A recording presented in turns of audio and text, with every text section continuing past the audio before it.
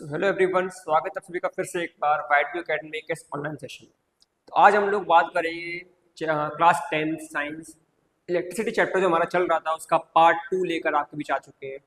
तो पिछले पार्ट में जहाँ हम लोगों ने इलेक्ट्रिक चार्ज के बारे में देखा था, इलेक्ट्रिक चार्ज की ऐसा यूनिट देखी थी, उसके कुछ टाइप्स देखे थे और कुछ हम लोग न्यूमेरिकल्स पर आ गए थे। लेकिन हुआ क्या था कि अनफॉर्चुनेटली भाई वही इलेक्ट्रिसिटी जिस पर हम डिपेंड है, जिससे हमारे सारे काम चल रहे हैं, सारे डिवाइसेस चल रहे हैं, सारे गैजेट्स चल रहे हैं, उसी ने धोखा दे दिया। तो उस टाइम थोड़ा सा बोर्ड में लाइट का इशू हो गया था, इसलिए वो वीडियो आपको वहाँ पर थोड़ी स्टॉप करनी पड़ी।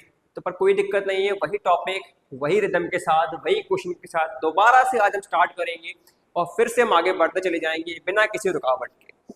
तो चलिए फटाफट से हम लोग कहाँ पर थे कि हम लोग देख रहे थे कि चार्ज जो हम लोगों ने पढ़ा था, हमने क्या देखा था कि हमने देखा था कि चार्ज है, उस चार्ज के बारे में हमने बताया था कि टोटल चार्ज अगर किसी बॉडी पे निकालना हो तो कैसे निकालेंगे। कि टोटल चार्ज किसी बॉडी पे अगर निकालना हो तो उसके लिए हमने बताया था कि सबसे पहले तो ये जान लो कि किसी भी इलेक्ट्रॉन पे चार्ज कितना होता है।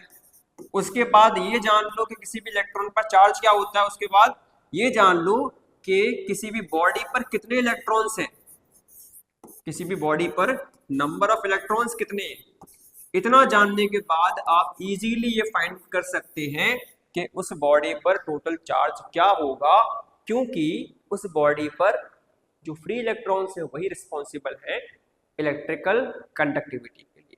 उसके लिए हमने फॉर्मूला देखा था एक कि Q is equals to N E, जहां पर Q क्या था, किसा Q था हमारा टोटल चार्ज, किसी भी बॉडी पर टोटल चार्ज हमारा Q हो गया था। उसके बाद N हमने देखा था नंबर ऑफ इलेक्ट्रॉन, उसके बाद E देखा था द चार्ज ऑन इलेक्ट्रॉन। तो इतना सब पढ़ने के बाद हम लोग आ गए थे न्यूमेरिकल्स के ऊपर। उसके बाद भाई हमारी इलेक्ट्रिसिटी जिसके बारे में पढ़ रहे हैं उसी ने हमें धोखा दे दिया। पर कोई बात नहीं, फटाफट से उसी रिदम के साथ उसी जोश के साथ फटाफट से स्टार्ट करेंगे अपने क्वेश्चन को। And the question is find the total charge on 5 electrons. 5 electrons पर टोटल चार्ज क्या होगा, 5 इलेक्ट्रॉन्स पर टोटल चार्ज क्या होगा। तो अगर बात टोटल चार्ज की आ गई तो फॉर्मूला क्या निकल के आया, Q is equals to N E. अगर फॉर्मूला निकल के आया Q is equals to N E, it means जहां यहां पर Q की मतलब क्या है, Q का मतलब है टोटल चार्ज, जो कि हमें कितना दिया गया है कि सर यही तो नहीं दिया गया, यही तो पूछा गया है। तो कोई बात नहीं, इसको x मान लेते, x मान लो या फिर कैपिटल Q मान लो, कुछ भी मान लो, अगर नहीं है तो कोई बात नहीं। उसके बाद हम बात करें n कि n क्या है, कि सर n का मतलब है नंबर ऑफ इलेक्ट्रॉन्स। क्या ये हमें दिए गए हैं? बिल्कुल सर, ये हमें दिए गए हैं और उनकी क्वांटिटी है 5। क्वेश्चन में दिया गया है कि हमारे पास कितने 5 इलेक्ट्रॉन्स हैं। उसके बाद फॉर्मूले में क्या बच रहा है, उसके बाद बच रहा है फॉर्मूले में ई का मतलब क्या है कि ई का मतलब है यहाँ पर चार्ज ऑन एन इलेक्ट्रॉन। इसकी वैल्यू हमने बहुत अच्छे से याद करवाई थी पिछली वीडियो में आपको। इसकी वैल्यू क्या थी, फटाफट से कमेंट बॉक्स में लिख दीजिए। उसकी वैल्यू थी 1.6 इंटू 10⁻⁻19 कूलम। अब चलिए, अब आता है बात सॉल्यूशन। अब जब बात सॉल्यूशन की आती है तो Q is equals to N E. N की वैल्यू क्या है कि पता नहीं सर, एन की वैल्यू तो बताइए नहीं, कि बेवकूफ हो क्या, एन की वैल्यू बताइए। किसकी नहीं बताइए, कि Q की नहीं बताइए, एन की तो बताइए ना। क्या बताइए कि एन मतलब नंबर ऑफ इलेक्ट्रॉन्स जो हमें दिया है 5। तो एन की जगह आ गया 5, मल्टीप्लाई किया। ई की वैल्यू क्या है कि ई की वैल्यू सर दी गई है 1.6 इंटू 10⁻⁻19 कूलम। क्या हो गया, बिल्कुल। अब बस हमें क्या करना है, अब बस मल्टीप्लाई करना है। 5 6 30, 0 कैरी 3, 5 1 5 और 3, कैसा 5 1 5, 5 और 3 8, और एक नंबर के बाद पॉइंट था तो 0 के बाद पॉइंट लगा दिया, 8.0 हो गया। Multiply by 10⁻⁻19 coulomb. ये आ गया हमारा total charge on that body जिसके बारे में हम बात कर रहे हैं। तो इसके जरिए हम बहुत इजीली, बहुत आसानी से अपने क्वेश्चन के में जो हमने फॉर्मूला यूज किया उसके जरिए हम बता सकते हैं कि किसी भी बॉडी पर टोटल चार्ज क्या होगा। इसके बाद एक क्वेश्चन और लेते हैं, इसमें दिया गया है कि calculate the number of electrons in charge of 1 coulomb. एक कूलाम में कितने इलेक्ट्रॉन्स होंगे। अभी तक हम लोगों ने ये देखा था कि अगर एक इलेक्ट्रॉन है तो उस एक इलेक्ट्रॉन में कितना चार्ज होगा, तो हमने वो पढ़ लिया था बहुत अच्छे से हमने याद कर लिया था उस चीज के बारे में। लेकिन अब एक नई चीज आ गई है जहां पर हम लोगों ने ये पूछ लिया है कि अगर 1 कूलाम चार्ज है, 1 कूलाम चार्ज है, तो भाई उसमें इलेक्ट्रॉन्स कितने होंगे, उसमें इलेक्ट्रॉन्स कितने होंगे। तो उन इलेक्ट्रॉन्स के बारे में अगर हम बात करें तो 1 कूलाम चार्ज हमें दिया गया है, लगा देते हैं फटाफट से फॉर्मूला होता है Q is equals to NE।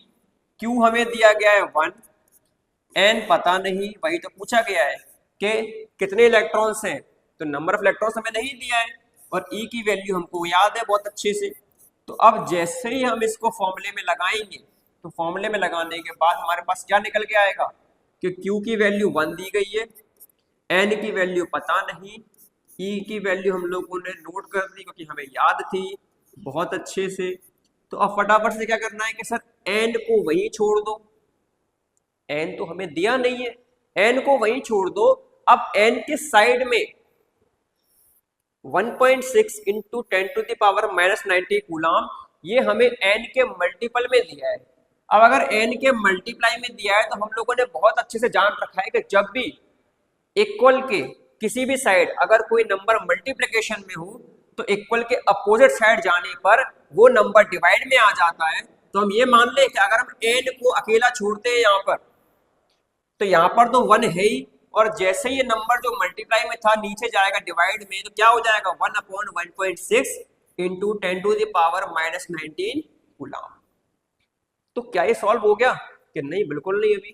अभी हमारे पास सिर्फ N का एक छोटा सा स्टेटमेंट आया है, एक छोटा सा इक्वेशन आई है, जिसको सॉल्व करने के बाद हम ये बता पाएंगे कि हमारे पास 1 कूलाम चार्ज में कितने इलेक्ट्रॉन्स होंगे। तो जब इसको हम सॉल्व करने जाएंगे तो सॉल्व करने पर हमें ये पता चलेगा कि 1 कूलाम चार्ज में जो नंबर ऑफ इलेक्ट्रॉन्स होते हैं वो होते हैं 6.25 इंटू 10⁻18। कितने होंगे, 6.25 इंटू 10⁻18।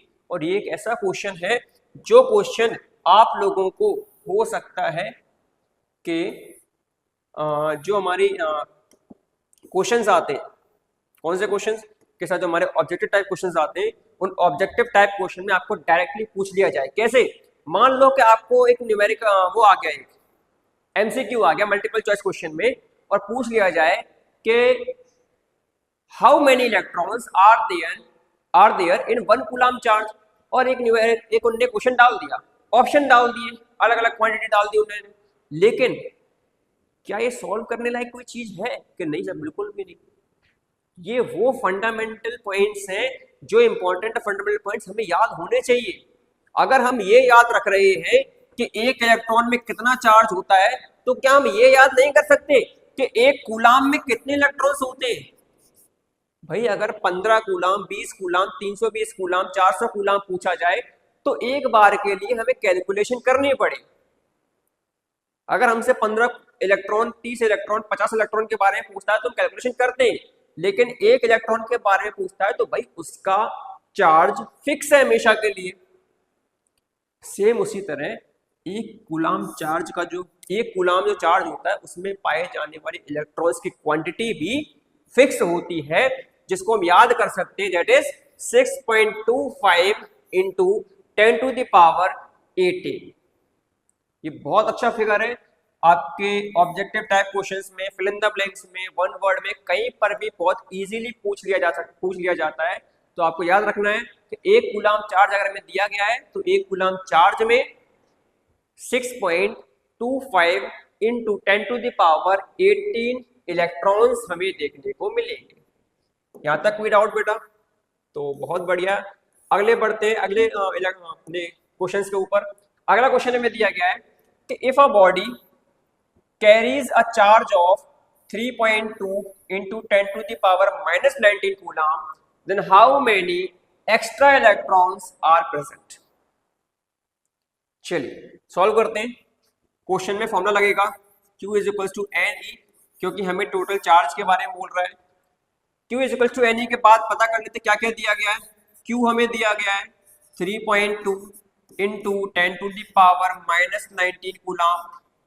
नंबर ऑफ इलेक्ट्रॉन्स हमें नहीं दिए गए हैं, और इलेक्ट्रॉन का चार्ज तो भाई हमें रट चुका है। अब इसको दोबारा से याद करने की कभी जरूरत पड़ेगी नहीं, और हम कभी इसको भूलेंगे नहीं। तो चलिए अब लगा देते हैं फॉर्मूले में कुछ हमारी वैल्यूज, कि Q is equal to N जो दिया गया था, Q की वैल्यू थी 3.2 10 to the power minus 19, N की वैल्यू पता नहीं, और इलेक्ट्रॉन की वैल्यू थी 1.6 into 10 to the power minus 19।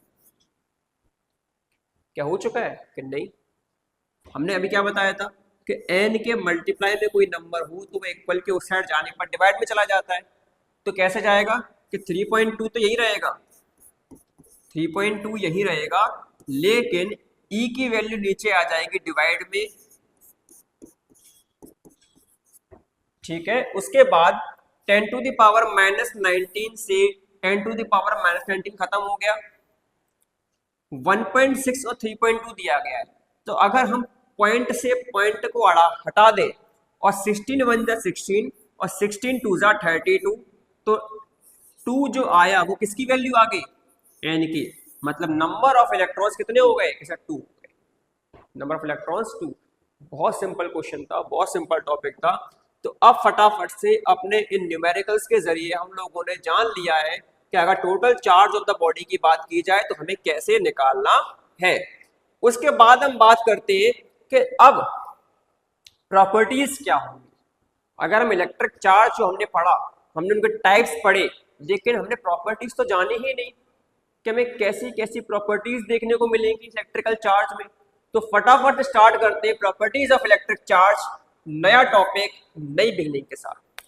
तो प्रॉपर्टीज के बारे में अगर हम बात करें तो सबसे पहली प्रॉपर्टी जो बहुत बहुत ज्यादा कॉमन है, कि अगर हमारे पास दोनों ही नेगेटिव चार्ज है या दोनों ही पॉजिटिव चार्ज है तो ये आपस में रेपेल करेंगे, और अगर ये हमारे पास एक नेगेटिव एक पॉजिटिव एक पॉजिटिव एक नेगेटिव है तो ये आपस में अट्रैक्ट करेंगे। तो the property is like charge repel each other and unlike charge attract each other. अब बात आती है कि हम लोगों ने देखा था कि जब हमने ये देखा कि इलेक्ट्रिक चार्ज इलेक्ट्रॉन पे कितना था, तो हमने उसकी वैल्यू देखी, और वैल्यू के पीछे हमने C नहीं लिखा था। C ना लिखने के पीछे जो कारण था वो क्या था कि अगर C नहीं लिखा है तब तक वो हमारी एक न्यूमेरिकल वैल्यू है, लेकिन जैसे ही हमने C लिख दिया जो किसको रिप्रेजेंट कर रहा है? कूलाम को। तो जैसे ही हमने कूलाम लगा दिया तो अब वो एक न्यूमेरिकल नंबर, एक SI यूनिट लगने से एक क्वांटिटी बन गया। मतलब हमने एक SI यूनिट लगाया, वैसे वो क्या बन गया? क्वांटिटी। तो अगर ये क्वांटिटी बना, अगर इलेक्ट्रिकल चार्ज क्वांटिटी है, तो भाई हमने तो ये भी पढ़ रखा है अपनी प्रीवियस क्लासेस में कि क्वांटिटी दो टाइप की होती है, एक स्केलर और एक वेक्टर। स्केलर वो जिसमें सिर्फ मैग्नीट्यूड हो, डायरेक्शन नहीं हो, और वेक्टर वो जिसमें मैग्नीट्यूड के साथ साथ डायरेक्शन पर भी हम बात कर रहे हो। लेकिन भाई इलेक्ट्रिक चार्ज में तो सिर्फ मैग्नीट्यूड होता है कि कितने इलेक्ट्रॉन्स हैं। क्या अभी तक हमने कहीं पर यह डिस्कस किया कि जब एक इलेक्ट्रॉन नॉर्थ में चलेगा, एक इलेक्ट्रॉन साउथ में चलेगा, या पॉइंट ए से पॉइंट बी तक ही उसी डायरेक्शन में सेम चलता जाएगा, ऐसा तो कुछ हमने बोला ही नहीं। हम तो सिर्फ अभी चार्ज के बारे में डिस्कस कर रहे थे, किसी भी तरह की कोई भी डायरेक्शन का जिक्र नहीं हुआ, और ना इस तरह की किसी भी डायरेक्शन का इस्तेमाल यहाँ पर होता है। तो याद रखना हमेशा, जो इलेक्ट्रिक चार्ज है वो एक क्वांटिटी तो है ही, क्वांटिटी के साथ साथ ये एक स्केलर क्वांटिटी है। कैसी है? Scalar quantity. इसके बाद अगर हम बात करें कि हमारी जो अगली प्रॉपर्टी है कि तो चार्ज होता है, मान लेते हैं कि ए पॉइंट पर और बी पॉइंट पर कुछ चार्ज है, यहां से वो फ्लो कर रहे हैं सी पॉइंट पर, तो यहाँ का टोटल चार्ज इस चार्ज के इक्वल हो जाएगा, क्योंकि याद रखना हमेशा जो इलेक्ट्रिक चार्ज है वो बना किससे, एनर्जी से तो बना है, ये हमेशा कंजर्व रहता है, इसको ना तो आप डिस्ट्रॉय कर पाओगे ना आप क्रिएट कर पाओगे, आप एक जगह से दूसरी जगह पर इसको ट्रांसफर कर सकते हैं, इसीलिए the electric charge is always conserved, electric charge is always conserved. इसके बाद हम बात करें कि जो इलेक्ट्रिक चार्ज है उसका रिलेशन मास के साथ भी बनता है, इसीलिए कहा जाता है कि इलेक्ट्रिक चार्ज हमेशा ऑलवेज या also associated with mass, electric charge is also associated with mass. And the last is कि total charge of a system, किसी भी सिस्टम पर टोटल चार्ज हमेशा कंजर्व रहेगा, वहां पर अगर लॉस की कंडीशन आती है तो वो लॉस के अलावा आप ये कहो कि चार्ज हमने खत्म कर दिया, तो वो पॉसिबल नहीं, क्योंकि चार्ज एक जगह से दूसरी जगह पर ट्रेवल कर सकता है, ट्रांसफर हो सकता है, इन कंडीशंस में भी वो हमेशा कंजर्व कैटेगरी में ही आएगा। तो इसके बाद अगर हम बात करें, हम लोगों ने इलेक्ट्रिक चार्ज बहुत अच्छे से जान लिया है, अब बात आती है कि इलेक्ट्रिक चार्ज जानने के बाद क्या हमारा इलेक्ट्रिसिटी वाला टॉपिक खत्म हो गया?